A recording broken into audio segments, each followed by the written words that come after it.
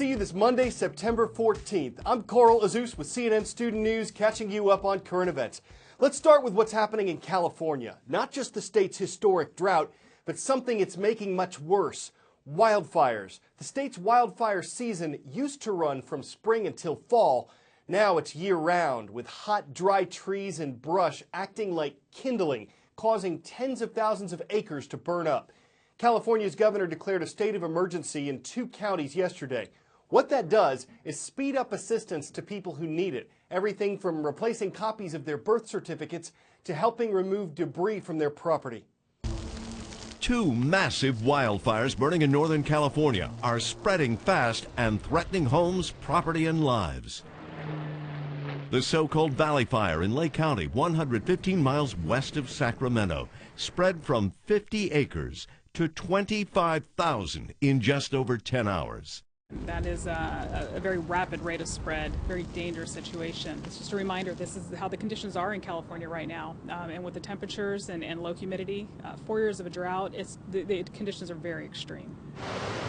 4 firefighters were injured in the Valley Fire. They've been transported to the UC Davis Burn Treatment Center, where they are in stable condition.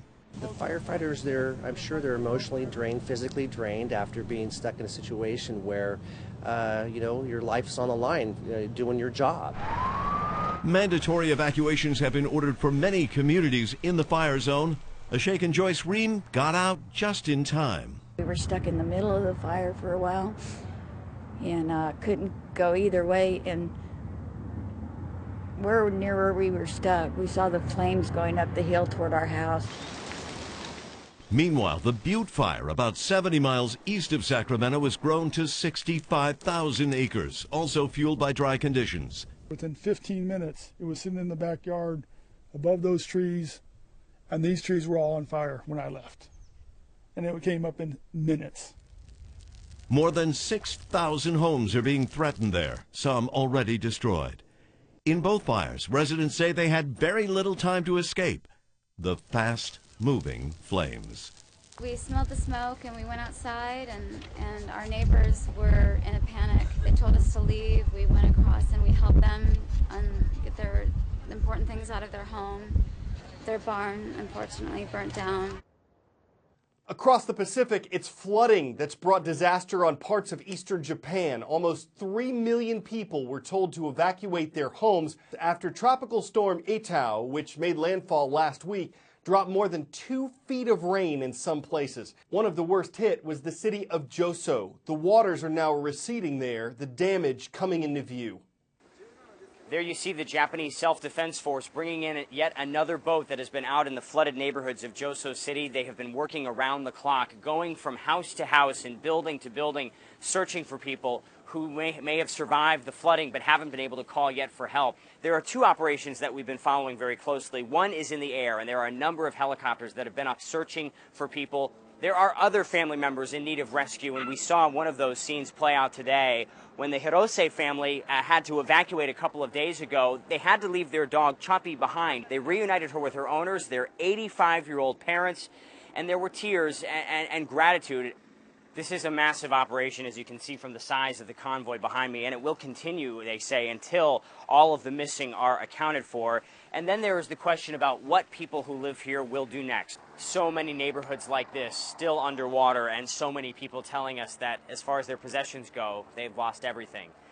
But most people have been reunited. They've gotten out of here safely, and they say that is really all that matters. They say all of this damage can be repaired, houses can be rebuilt, as long as they're doing it together. Sundown last night marked the beginning of the Jewish religious holiday Rosh Hashanah and the beginning of a new year. It's year 5776 on the Jewish calendar. For millions of people worldwide, Rosh Hashanah is a 10-day event when they remember when God created the world. That's why the holiday is also known as the Day of Remembrance. It traditionally begins with the blowing of the shofar, a ram's horn, and the period that follows is one of introspection when Jews reflect on their past and the year ahead. Time for the shout-out! Which U.S. state traditionally holds the first contest to choose each major party's presidential nominee? If you think you know it, shout it out!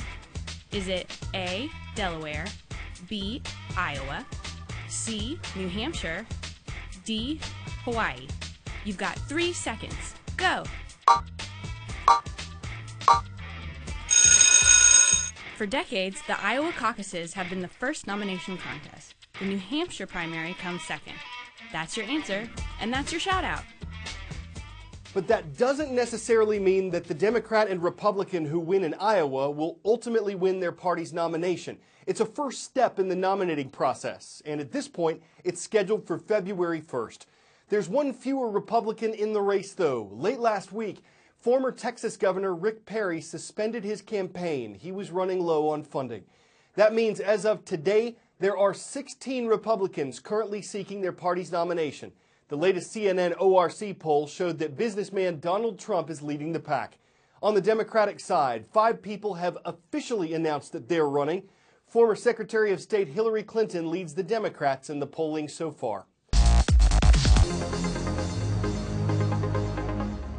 If you know where the capital city of Doha is, you know where we're starting on this Monday. It's in the Middle Eastern nation of Qatar, and it's the Qatar Academy Sidra that requested a mention on our roll call.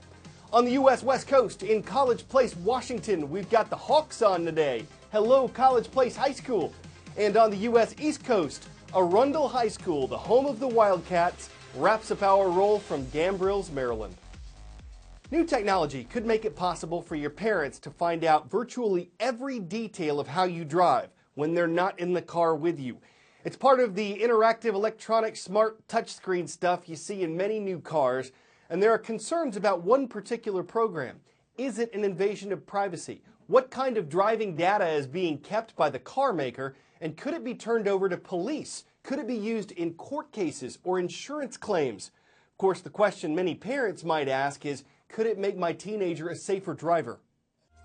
The 2016 Chevy Malibu is packed with features, but I was most interested in one designed to keep young drivers safe. If I break the rules in this car, it'll tell my mom. What is Teen Driver? Teen Driver is a new technology that we developed to help parents encourage safe driving habits for their teens, even when they can't be in the car with them. Teen Driver has an industry-first in-vehicle report card that gives parents some information on their teen's driving performance. It lets parents know the distance the vehicle has driven, the maximum speed that was reached, the number of overspeed warnings, the number of forward collision alerts, the number of forward collision avoidance braking, how many times stability control was activated, and how many times the anti-lock brake system was activated as well.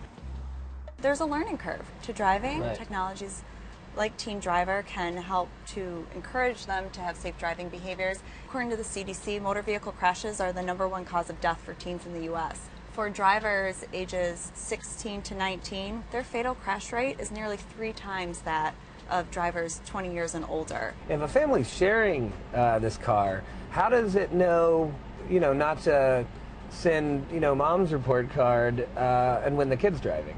That's a great question. A parent can register any of their vehicle keys to be a Teen Driver key. Okay. The report card will only collect data when the vehicle is driven with a Teen Driver key. It's not meant to be a nanny. It's not meant to spy on your teens. It really is meant to work as a teaching tool.